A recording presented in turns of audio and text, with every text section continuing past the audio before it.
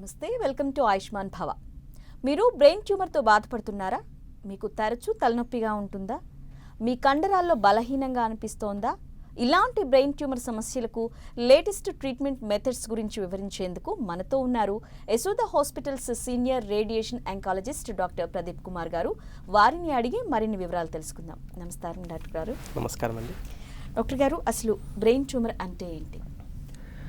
Brain tumour మనం తరచూ వింటుంటాము, even సినిమాల్లో కూడా చూస్తుంటాము, వీళ్ళకి బ్రెయిన్ ట్యూమర్ వచ్చింది అనేసి ఒక డ్రామాటిక్ సీన్ క్రియేట్ చేస్తారు, ఏదో అయిపోతుందని.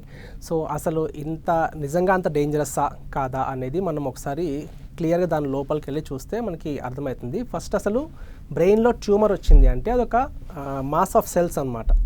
ఒక గడ్డలాగా బ్రెయిన్ మొత్తంలో ఏదైనా ఏరియాలో ఒక చిన్న గడ్డ ఫామ్ అయ్యి అది పెరుగుతూ పోతే దాన్ని ఒక ట్యూమర్ అంటాం.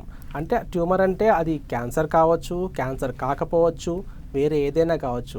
సో బ్రెయిన్లో ఒక గడ్డ వచ్చింది అంటే అన్ని గడ్డలు క్యాన్సర్ కాదు, ఫస్ట్ అది గుర్తుపెట్టుకోవాలి. ఒకవేళ అది బ్రెయిన్ ట్యూమర్ అని తెలిస్తే ఆ ట్యూమర్లో కూడా చాలా రకాలు ఉంటాయన్నమాట. కొన్ని ఏంటంటే డేంజరస్ కాదనమాట, అవి మామూలు కణతులు అంటారు. అవి పెరుగుతూ ఉంటాయి, చాలా స్లోగా పెరుగుతూ ఉంటాయి, వాటి వల్ల పెద్ద ఇబ్బంది రాదు. కొన్ని క్యాన్సర్స్ కింద మారే ఛాన్స్ ఉంటాయి, కొన్ని డైరెక్ట్గా క్యాన్సర్స్ అయ్యే ఇది ఉందన్నమాట. సో బ్రెయిన్ క్యాన్సర్స్ ఉంటాయి, బ్రెయిన్ ట్యూమర్స్ ఉంటాయి. అండ్ బ్రెయిన్ అనేది ఒక కాంప్లెక్స్ స్ట్రక్చర్. దానిలో రకరకాల పొరలు ఉంటాయి, రకరకాల సెల్స్ ఉంటాయి, రకరకాల స్ట్రక్చర్స్ కూడా ఉంటాయి అన్నమాట. సో వీటిల్లో ఏ పార్ట్ నుంచి అయినా ఒక ట్యూమర్ డెవలప్ అవ్వచ్చు. అండ్ అది అక్కడి నుంచి పెరుగుతూ పక్కనున్న వాటిని డిస్ట్రాయ్ చేస్తూ లేక తినేస్తూ వెళ్ళొచ్చు. లేదంటే అక్కడే పెరుగుతూ పక్కనున్న మిగిలిన బ్రెయిన్ ఏదైతే ఉందో దాని మీద ప్రెషర్ పెట్టవచ్చు అనమాట. సో ఇన్ని రకరకాల ట్యూమర్స్ ఉంటాయి. వీటిని మామూలుగా మనం ఎన్ని రకాలు అనుకోవచ్చు అంటే మేజర్గా బినైన్ ట్యూమర్స్ అంటాము. వీటి ఏంటంటే క్యాన్సర్స్ కాదనమాట, ఇవి స్లో గ్రోయింగ్ ఉంటాయి. వీటి వల్ల అంత డేంజర్ ఉండదు. అవి వాటంతట అవి మెల్లగా పెరుగుతూ వెళ్తాయి, సెల్స్ సైజ్ నెంబర్ పెరుగుతూ ఉంటాయి. వాటి తర్వాత అవి సైజ్ పెరుగుతున్నంత మాత్రం దానివల్ల ప్రెషర్ పెరుగుతుంది తప్ప అవేమి పక్కనున్న టిష్యూస్ని కానీ ఏమి డిస్ట్రాయ్ చేయవన్నమాట. మరీ రేర్ కేసుల్లో ఇవి కొన్ని క్యాన్సర్ కింద మారే ప్రమాదం ఉంటుంది. ఇంకో రెండో రకం ఏంటంటే క్యాన్సర్స్ అనమాట, బ్రెయిన్ క్యాన్సర్స్ అని అంటాము. బ్రెయిన్ క్యాన్సర్స్ అన్న వాటిలో ఎలా ఉంటుందంటే అవి కొంచెం అగ్రెసివ్ ఉంటాయి. ఎప్పుడైతే అది ఏదైనా ప్లేస్లో స్టార్ట్ అయినప్పుడు అవి చాలా ఫాస్ట్గా సెల్స్ పెరిగిపోయి సైజ్ పెరిగిపోయి అండ్ తర్వాత పక్కనున్న టిష్యూస్ని కూడా అవి తినేస్తూ ఆర్ డిస్ట్రాయ్ చేస్తూ వెళ్ళిపోతుంటాయి అన్నమాట. దీనివల్ల మనకి తొందరగా ఇబ్బందులు వచ్చే అవకాశం ఉంటుంది. ఇవన్నిటిని మనం ఒక ప్రైమరీ బ్రెయిన్ ట్యూమర్స్ కింద తీసుకుంటాము. ఇవి కాకుండా మేజర్గా మనం చూసేది ఏంటంటే వేరే బాడీలో ఎక్కడైనా కానీ క్యాన్సర్ ఉన్నా కానీ వాటి నుంచి కూడా మనకి స్ప్రెడ్ అయ్యి బ్రెయిన్లోకి వచ్చే ప్రమాదం ఉంటుంది. వీటిని బ్రెయిన్ మెటాస్టసిస్ అంటాం. అవి కూడా గడ్డల్లాగా ఏర్పడి అక్కడ పెరుగుతూ ఉంటాయి అన్నమాట. సో వీటి ప్రైమరీ లొకేషన్ వేరే ఎక్కడో లంగ్ నుంచో, బ్రెస్ట్ నుంచో, లేకపోతే ఇంకా ప్రోస్టేట్ ఎక్కడెక్కడి నుంచో వేరే చోట నుంచి అక్కడ సీడింగ్ అయ్యి అక్కడి నుంచి వచ్చి ఇక్కడ కొత్తగా మారి ఇక్కడ మళ్ళీ పెరగటం మొదలు పెడతాయి అన్నమాట. ఇవి రెండో రకం అన్నమాట. దీన్ని సెకండరీ ట్యూమర్స్ అంటాము. సో ఇవేంటంటే ఆల్రెడీ వేరే చోట ఉన్నవి కాబట్టి బాగా స్ప్రెడ్ అడ్వాన్స్ స్టేజ్లో బ్రెయిన్ దాకా రావడం జరుగుతుంది. ఓకే డాక్టర్ గారు, మరి బ్రెయిన్ ట్యూమర్ లక్షణాలను ఏ విధంగా గుర్తించాలి? ఓకే, బ్రెయిన్ ట్యూమర్ లక్షణాలు ఎలా ఉంటాయి? వీటిలో ఇందాక అనుకున్నట్టు డిఫరెంట్ టైప్స్ ఉన్నాయి కదా. బినైన్ ట్యూమర్స్ అంటాము, తర్వాత క్యాన్సర్స్ అంటాము, తర్వాత ఏ స్ట్రక్చర్లో వచ్చిందో దాన్ని బట్టి మనకు వచ్చే లక్షణాలు మారుతూ ఉంటాయి. బ్రెయిన్ ట్యూమర్స్ అందరికీ కామన్గా ఒకటే లక్షణాలు ఉంటాయని గ్యారంటీ లేదు. చాలా కామన్గా మనం ఎక్కువ చూసేది ఏంటంటే తలనొప్పి రావటము, తర్వాత వామిటింగ్ సెన్సేషన్ అంటాం, అంటే నాజియా అంటాము, వాంతులు అవుతున్నట్టుగా అనిపించడం కానీ వాంతులు రాకపోవటం, కొంతమందిలో విపరీతమైన వామిటింగ్స్, ఫోర్స్ఫుల్గా వామిటింగ్ రావటము, ఇలాంటివి జరుగుతాయి. ఇవి చాలా వరకు కామన్గా ఉంటాయి. ఇవి కాకుండా బ్రెయిన్లో ఏ ఏరియాలో అయితే ఈ కణతి డెవలప్ అవుతుందో ఆ ఏరియాని బట్టి డిఫరెంట్ సిమ్టమ్స్ మనకి బయటకు వస్తాయి.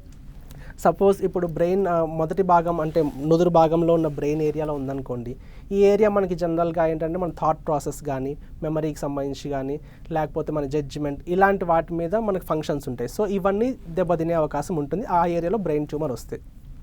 లేదు మన మోటార్ ఏరియాస్ అంటే మన బాడీ మూమెంట్స్ని కంట్రోల్ చేసే ఏరియాలో వచ్చిందనుకోండి, అలాంటప్పుడు పెరాలసిస్ రావటం కానీ లేకపోతే వీక్నెస్ రావటం కానీ జరుగుతుంది.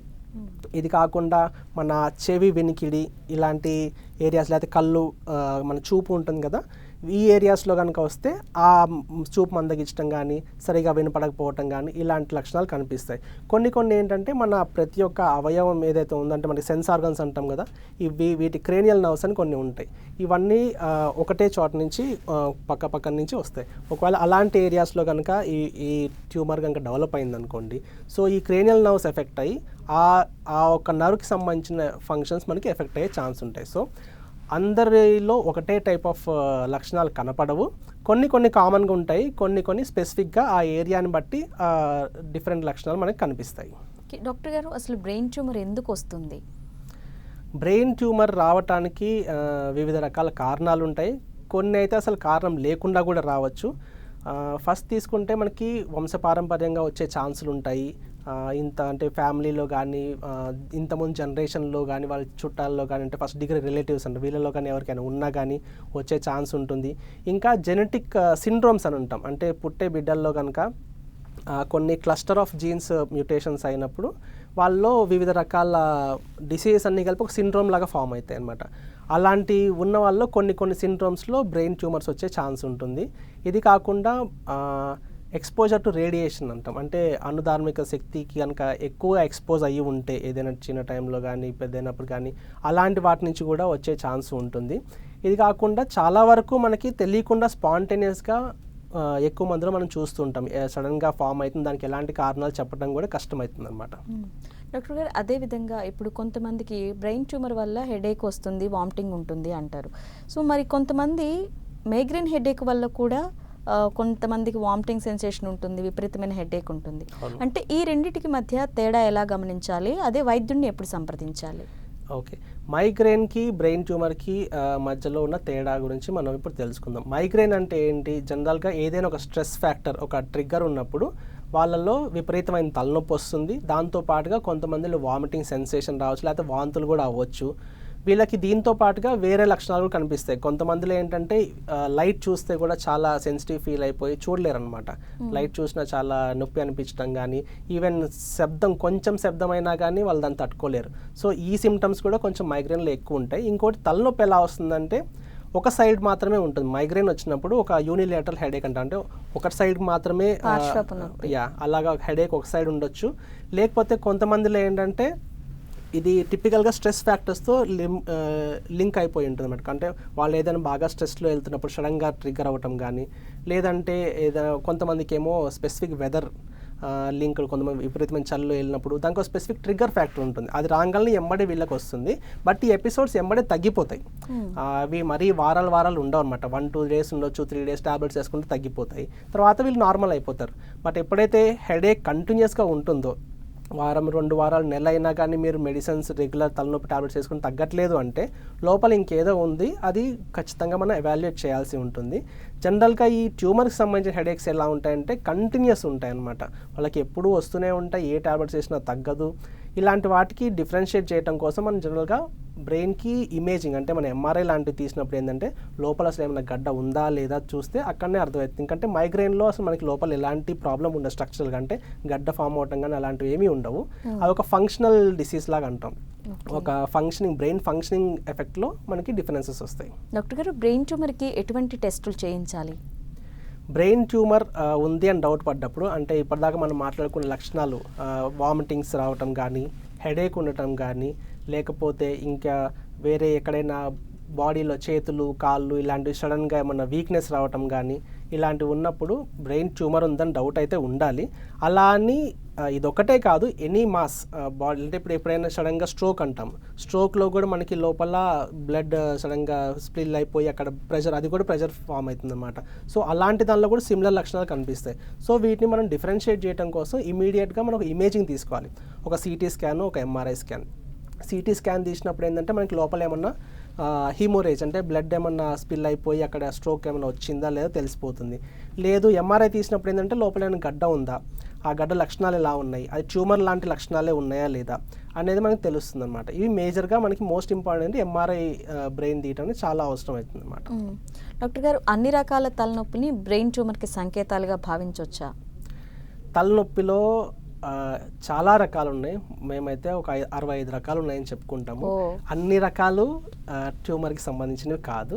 అండ్ దీనిలో హార్డ్లీ మనకి బ్రెయిన్ ట్యూమర్ కానివే మనకి మేజర్గా ఎక్కువ ఉంటాయి అనమాట. హార్డ్లీ లైక్ 1 to 5% వరకే మీకు లింక్ టు బ్రెయిన్ ట్యూమర్స్ ఉంటాయి. సో అందుకని ఫస్ట్ తలనొప్పి రాగాలని ఎవరు భయపడొద్దు. అందరికీ ట్యూమర్ వచ్చేసిందో బ్రెయిన్ క్యాన్సర్ వచ్చేసిందో అనుకోవటం చాలా తప్పు.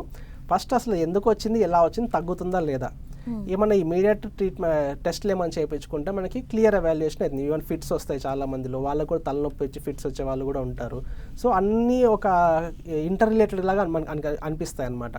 సో ఎప్పుడైతే ఏదన్నా సిస్టమేటిక్గా ఫస్ట్ హిస్టరీ తీసుకోవాలి వాళ్ళది, అంటే ఎలాంటి టైంలో వస్తుంది, దీనికి ఏమైనా లింక్ ఉన్నాయా, ఏమైనా పడ్డారా, కొంతమంది పడంగానే కూడా తలనొప్పి రావచ్చు, స్వెల్లింగ్ రావచ్చు, లోపల ఇంకే వేరే రకంగా స్వెల్లింగ్ వచ్చినా కూడా రావచ్చు, ఇన్ఫెక్షన్స్ రావచ్చు.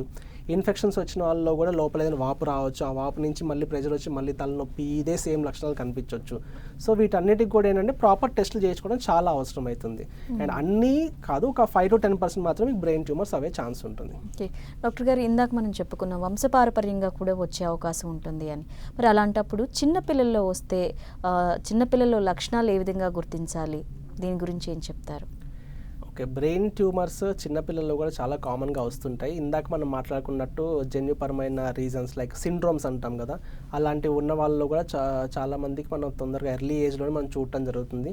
ఎస్పెషల్లీ కొన్ని అంటే మన క్యాన్సర్ కానీ ట్యూమర్స్ ఉంటాయి కదా, బినైన్ ట్యూమర్స్ ఉంటాయి, అవి కూడా చిన్నపిల్లల్లో కనిపించే ఛాన్సెస్ ఉంటాయి.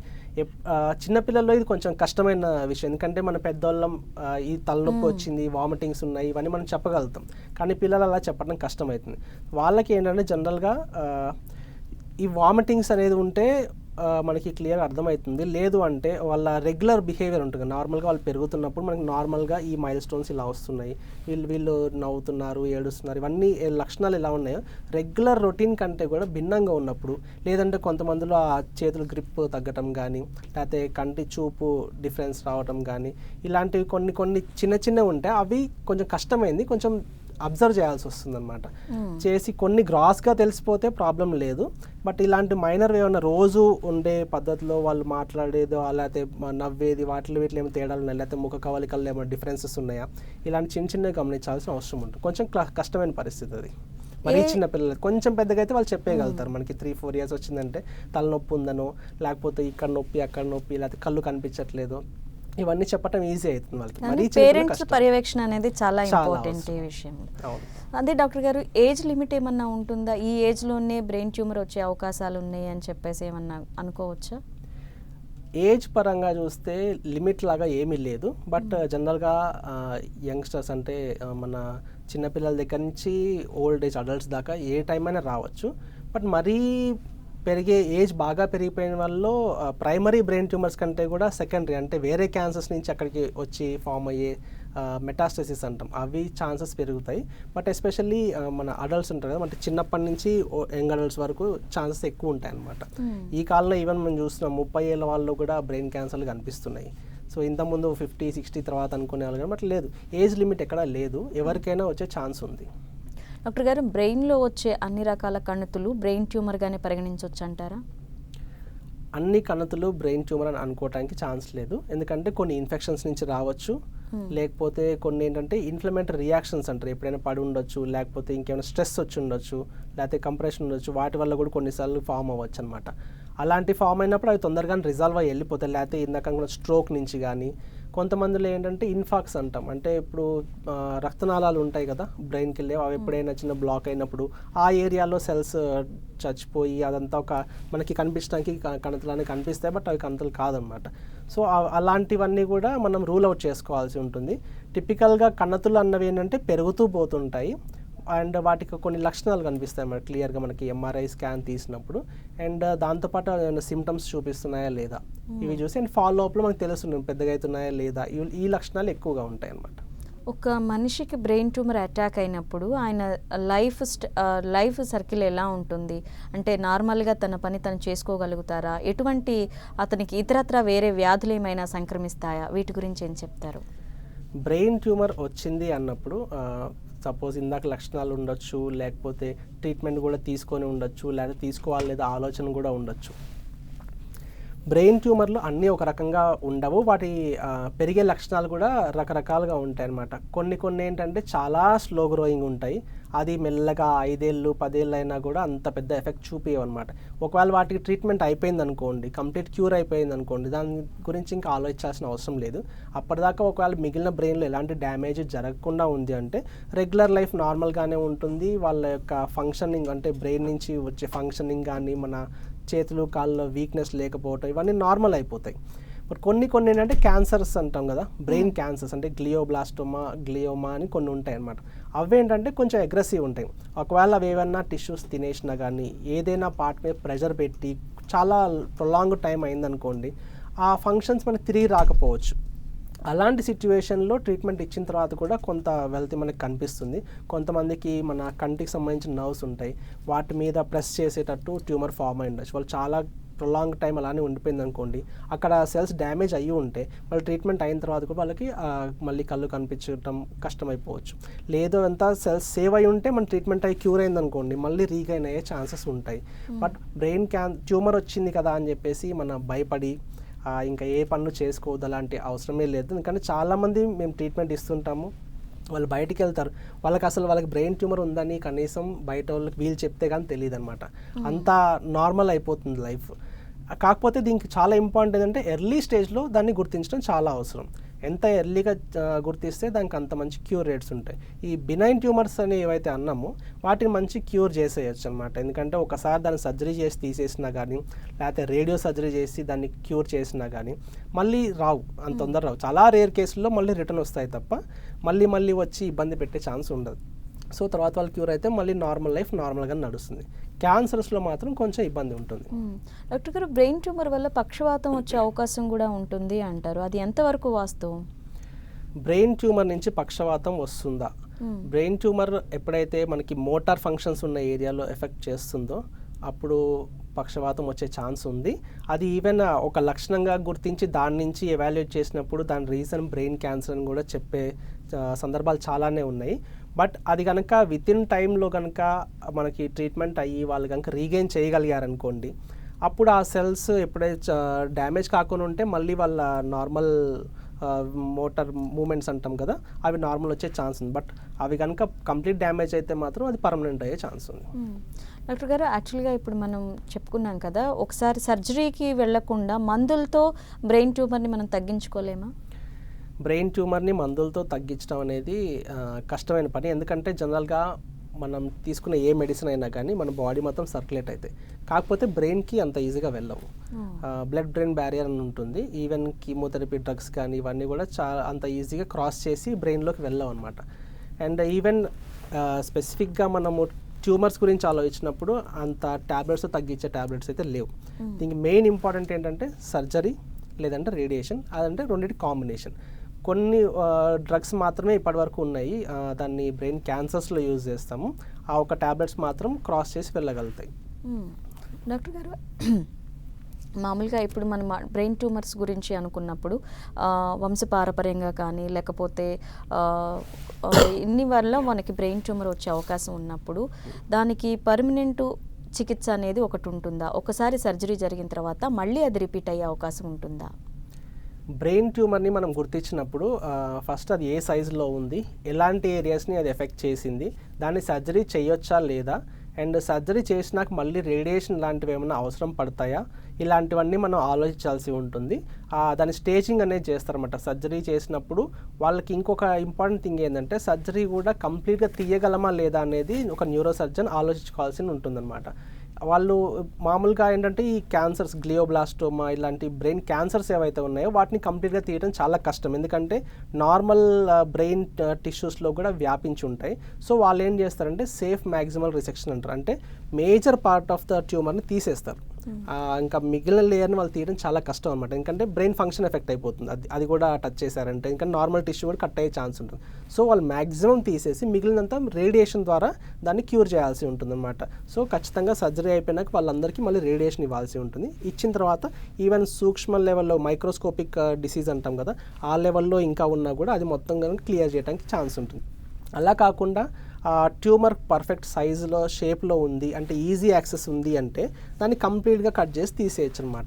దాని తర్వాత మోస్ట్ ఆఫ్ ద టైమ్స్ అది ట్యూమర్ అయితే రేడియేషన్ కూడా అవసరం పడకపోవచ్చు. లేదు కొంచెం క్యాన్సర్ చేంజెస్ కనిపిస్తున్నాయి, హై రిస్క్ ఉందనుకో అప్పుడు వాళ్ళకి రేడియేషన్ ఇవ్వాల్సి ఉంటుంది. కొంతమందిలో ఏంటంటే వివిధ రకాల కారణాల వల్ల సర్జరీ కూడా చేయలేకపోవచ్చు. అంటే వాళ్ళ ఓల్డ్ ఏజ్ కావచ్చు, మెడికల్ ఫిట్నెస్ లేకపోవటం కావచ్చు, లేదంటే ఈ ట్యూమర్స్ ఎలాంటి పొజిషన్లో ఉంటాయంటే చాలా క్రిటికల్ ఏరియాస్ అంటాం బ్రెయిన్లో. అలాంటి ఏరియాస్లో టచ్ చేసినా ఓపెన్ చేసినా మనిషికి ప్రమాదం అయ్యే ఛాన్స్ ఉంటుంది. ఇలాంటి ప్లేస్లో ఉన్నప్పుడు ఏంటంటే సర్జరీ చేయరు, వాటిని రేడియేషన్ ద్వారా ట్రీట్మెంట్ ఇస్తారు. రేడియేషన్లో కూడా రేడియో సర్జరీ అంటాం, స్టీరియోటాక్టిక్ రేడియో సర్జరీ అని చెప్పేసి మనకు ఉంటుందన్నమాట. సో దాన్ని ఏంటంటే మనం కత్తి పట్టకుండానే డైరెక్ట్గా లోపల ట్యూమర్ ఎక్కడ ఉందో దాన్ని హై ఎనర్జీ ఎక్స్రే కిరణాల వల్ల దాన్ని నైఫ్ లాగా అంతవరకు కరిగిచ్చేస్తారు అన్నమాట. సో లోపలనే మనకి ట్యూమర్ మాయమవుతుంది, బయట నుంచి ఈ కట్ చేయటం ఇదంతా ఉండదన్నమాట. సో అలాంటి వాళ్ళకి చాలా బెస్ట్ ఆప్షన్స్ ఉంటాయి అన్నమాట. అంటే క్రిటికల్ ఏరియాస్లో ఉన్నప్పుడు, ఇంకొకటి ఈజీగా ట్రీట్ చేయగలము అనిపించినప్పుడు, లేదంటే వాళ్ళకి సర్జికల్గా ఫిట్ లేనప్పుడు, ఇలాంటి వాటిలో రేడియో సర్జరీస్ చాలా బాగా ఉపయోగపడతాయి. అలాగే కొన్ని ట్యూమర్స్ ఉంటాయి, అవి చాలా స్లో గ్రోయింగ్ ఉండొచ్చు. వాళ్ళల్లో ఏంటంటే 2 ఆప్షన్లు ఇవ్వచ్చు అనమాట. వీళ్ళు సర్జరీకి వెళ్ళొచ్చు, సర్జరీ వద్దంటే రేడియేషన్ కూడా వెళ్ళొచ్చు అనమాట. సో ఇప్పుడు టెక్నాలజీ చాలా పెరిగిపోయింది, 2 రకాలుగా మనం ట్రీట్మెంట్ ఇవ్వడం జరుగుతుంది. డాక్టర్ గారు, ఇప్పుడు మనం తీసుకునే ఆహారానికి బ్రెయిన్ ట్యూమర్స్కి ఏమైనా సంబంధం ఉందా? ఆహారానికి బ్రెయిన్ ట్యూమర్స్కి సంబంధం ఎలా ఉంటుంది అంటే, మన పోషకాహారాలు తగ్గిపోయినప్పుడు, ఇప్పుడు బాగా మనకి ఫ్యాట్ ఫుడ్స్ ఎక్కువ అలవాటు అయిపోయినాయి, ప్రాసెస్డ్ ఫుడ్స్ ఎక్కువ తీసుకుంటున్నాం, వీటిలోనైనా ఏమన్నా కార్సినోజన్స్ అంటే క్యాన్సర్ని ప్రొవోక్ చేసే స్పెషల్ కెమికల్స్ ఏమన్నా ఉండొచ్చు. సో ఇవి ఎలా ఉంటాయంటే మన యొక్క ఇమ్యూనిటీ ఒక పక్కన తగ్గుతుంటుంది, అండ్ జెనెటిక్ మ్యూటేషన్స్ చేయడానికి ట్రిగ్గర్స్ అయ్యే ఛాన్సెస్ కూడా కొన్ని ఉంటాయి. అండ్ దీంతో పాటు ఏంటంటే హెల్దీ డైట్, హెల్దీ ఫుడ్ లేనప్పుడు ఏమవుతుందంటే యాంటీ ఆక్సిడెంట్స్ కూడా తక్కువ తీసుకోవటం వల్ల మనకి ఏవైతే ట్రిగ్గర్స్ ఉన్నాయో ట్యూమర్స్లా క్రియేట్ చేసి వాటిని సంహరించడానికి కావాల్సిన యాంటీ ఆక్సిడెంట్స్ కూడా తగ్గిపోతాయి అన్నమాట. సో ఇలాంటివి ఎక్కువ తీసుకోలేనప్పుడు ఇవి కూడా మనకి ట్యూమర్స్ని పెంచే దోహదపడతాయి అన్నమాట. డాక్టర్ గారు, కండరాలు బలహీనం అయిపోతే బ్రెయిన్ ట్యూమర్ వచ్చింది అంటే బాడీ మొత్తం నిస్సత్తుగా ఉంటుంది అంటారు, దానికి దీనికి ఏంటి సంబంధం? అర్థం కాలేదు, మళ్ళీ చెప్పండి. ఇప్పుడు కండరాలు బలహీనంగా అయిపోతాం అంటే ఊరికే నీరసం రావడము, అంటే బ్రెయిన్ ట్యూమర్ వల్లనే మన బాడీలో ఇలాంటి చేంజెస్ జరుగుతాయా? బ్రెయిన్ ట్యూమర్ వల్ల జరగవు, ఏదైనా రీజన్ వల్ల కూడా జరగవచ్చు. అంటే ఇందాక మనం మాట్లాడుకున్నట్టు ఒక మనిషి పెరాలసిస్ రావచ్చు, లేకపోతే లోకల్ స్ట్రోక్ ఉండొచ్చు, ఇంకా లేకపోతే ఇన్ఫాక్ట్స్ అంటే ఎక్కడైనా రక్తనాళాలు బ్లాక్ అయి ఉండొచ్చు. ఇలాంటి ఏ రీజన్ వల్ల అయినా కానీ మనకి వీక్నెస్ రావచ్చు, పెరాలసిస్ రావచ్చు, లేకపోతే మనిషి నిస్సత్తు కావచ్చు. కాకపోతే బ్రెయిన్ ట్యూమర్స్ వల్ల కూడా ఇవి సేమ్ వచ్చే ఛాన్సెస్ ఉంటాయి. ఎందుకంటే జనరల్గా క్యాన్సర్స్ ఎలా ఉంటాయంటే అవి మొత్తం చుట్టుపక్కల ఉన్న న్యూట్రిషన్ మొత్తం అవి లాగేసుకుంటూ ఉంటాయి, and at the same time వీళ్ళ ఫంక్షనాలిటీ దెబ్బతింటుంది, వీళ్ళు ఫుడ్ తీసుకోవడం కూడా తక్కువైపోతుంది, అండ్ సైకలాజికల్ కూడా చాలా ఎఫెక్ట్ అవుతారు. సో ఓవరాల్గా ఇవన్నీ ఆలోచించుకుంటే వాళ్ళ న్యూట్రిషన్ తగ్గుతుంది, ఎఫెక్ట్ తగ్గుతుంది, అండ్ వీక్నెస్ కూడా ఉండే ఛాన్స్ ఉంటుంది. డాక్టర్ గారు, కొంతమందికి తలలో వెనక వైపు భాగంలో నొప్పిగా ఉంటుంది అంటారు, దీన్ని బ్రెయిన్ ట్యూమర్గా అనుకోవచ్చా? వైద్యుని ఎప్పుడు సంప్రదించాలి? తల వెనుక భాగంలో నొప్పి ఉన్నంత మాత్రాన అది బ్రెయిన్ ట్యూమర్ అవ్వాల్సిన అవసరం లేదు. ఇన్ఫ్యాక్ట్ ఏ పార్ట్లో ఉన్నా కానీ ఫస్ట్ అది హెడేక్ నార్మల్ రీజన్స్ వల్ల చాలా వరకు రావచ్చు. అంటే స్ట్రెస్ హెడేక్ అంటాము, లేదంటే టెన్షన్ హెడేక్ అంటాము, లేదంటే ఇంకేదైనా అక్కడ రక్తనాళాలు ఏమైనా స్ట్రెయిన్ అయినా కానీ, లేకపోతే అక్కడ పొరలు కొన్ని ఇన్ఫెక్షన్స్ వస్తాయి. ఎస్పెషల్లీ మన మెనింజెస్ అంటే బ్రెయిన్ని కవర్ చేసే పొరలు ఉంటాయి అన్నమాట, మెనింజెస్ అని. అవి ఎప్పుడైనా ఇన్ఫెక్షన్ వచ్చినా కానీ వెనక సైడ్ కానీ వాటి యొక్క ఎఫెక్ట్ వల్ల కూడా మనకి తలనొప్పులు వస్తాయి. లేదంటే ఎక్కడైనా దెబ్బ తగిలి ఉండొచ్చు, ఫిజికల్ ప్రెషర్ కూడా అయి ఉండొచ్చు. అన్నిటి వల్ల వచ్చేది హెడేక్ మన ట్యూమర్ అని అనుకోవాల్సిన అవసరం లేదు, అన్లెస్ అది మనం ఇమేజ్ తీసి ప్రూవ్ చేసేదాకా ప్రతిదాన్ని మనం ట్యూమర్ అనుకోవటం తప్పు. ఓకే డాక్టర్ గారు, ఇప్పుడు మీరు అన్నారు కదా బినైన్ ట్యూమర్స్ వల్ల ఎటువంటి హాని అయితే జరగదు అని. ఇప్పుడు బినైన్ ట్యూమర్స్ని గుర్తించినప్పుడు వాటిని తీసేయించుకోవటం బెటర్ అంటారా, లేకపోతే దానికి మందులతో క్యూర్ అయ్యే అవకాశం ఉందా? ట్యూమర్స్ ఎప్పుడు కనిపెట్టినా కానీ దాన్ని మందులతో కరిగించే అయితే ఇంతవరకు మనకి డెవలప్మెంట్ లేదు. అండ్ ఇంకొకటి ఇందాక చెప్పినట్టు అన్ని డ్రగ్స్ కూడా బ్రెయిన్ దాకా వెళ్ళవు. సో బెస్ట్ థింగ్ ఏంటంటే సర్జరీ చేసి కంప్లీట్ తీయగలిగితే దానంత మంచి ట్రీట్మెంట్ ఇంకొకటి లేదు. సర్జరీ కుదరదు అనుకుంటే మనకి రేడియేషన్లో కూడా ఇప్పుడు అడ్వాన్స్ టెక్నిక్స్ ఉన్నాయి. రేడియేషన్తో కూడా మనం దాన్ని క్యూర్ చేయొచ్చు అనమాట. అంటే అన్నిటికీ అన్ని సెట్ కావన్నమాట. దీనిలో కూడా బినైన్ ట్యూమర్స్లో కూడా చాలా రకాలు ఉంటాయి అనమాట. మెనింజియోమా అని చెప్పి, మెడిల్లో బ్లాస్టోమా అంటే ఏ పార్ట్ నుంచి ఏ పొర నుంచి వచ్చిందో, ఏ టైప్ ఆఫ్ సెల్స్ ఉన్నాయో వాటిని బట్టి దాని యొక్క లక్షణాలు ఉంటాయి. అన్ని రేడియేషన్కి అవి మనకి సెన్సిటివ్ ఉన్నాయా లేదా, లేదా సర్జరీ చేసినాక మళ్ళీ పెరిగే ప్రమాదం ఉందా లేదా. సో ఒక్కొక్క దానికి ఒక్కొక్క లక్షణం ఉంటుందన్నమాట. సో ఆ స్పెసిఫిక్ టైప్ ఏదో మనం గుర్తించి, అంటే మనం బయాప్సీ తీస్తాం అన్నమాట, దాన్ని తీసి మైక్రోస్కోప్లో చెక్ చేస్తారు. చెక్ చేసినప్పుడు ఏ టైప్ ఆఫ్ ఈ ట్యూమర్ బయటపడిందో దాని ప్రకారం మనకి ట్రీట్మెంట్, ఫర్దర్ ట్రీట్మెంట్ ఇవ్వాలి లేదా ఆలోచిస్తారు. First most of the times సర్జికల్గా తీసేయచ్చు అనమాట వాటిని. మీ దగ్గరికి ఎంతోమంది పేషెంట్స్ వచ్చి ఉంటారు, చాలామంది బ్రెయిన్ ట్యూమర్ అనగానే భయపడిపోతూ ఉంటారు, ట్రీట్మెంట్కి కూడా నిరాకరిస్తూ ఉంటారు, అంటే ఒక డిప్రెషన్ లేక వెళ్ళిపోతూ ఉంటారు. సో యశోదాలో దీనికి సంబంధించి ఎటువంటి అత్యాధునిక వైద్య సదుపాయాలు అందుబాటులో ఉన్నాయి? ఎందుకంటే బ్రెయిన్ ట్యూమరు సర్జరీ అనగానే కట్ చేస్తారేమో, కోసేస్తారేమో అన్న భయంతో కొంతమంది ఉంటారు. సో మనకి లేటెస్ట్ ఎక్విప్మెంట్స్ కానీ మెథడ్స్ కానీ ఏమున్నాయి? మన దగ్గర వచ్చేసి ఇప్పుడు బెస్ట్ థింగ్ ఏంటంటే న్యూరో సర్జరీ డిపార్ట్మెంట్ చాలా అడ్వాన్స్డ్ ఉంది. అలాగే రేడియేషన్ ఆంకాలజీ డిపార్ట్మెంట్ కూడా చాలా అడ్వాన్స్డ్ ఉందన్నమాట. ఇప్పుడు న్యూరో సర్జరీ ఒకప్పుడు అంటే కంప్లీట్గా మొత్తం అంతా ఓపెన్ చేసేసి ఆ తర్వాత ట్రీట్మెంట్ ఇచ్చేసి కన్నతిని కట్ చేసి పెద్ద పెద్ద కుట్లు వేయటం ఇలాంటిది.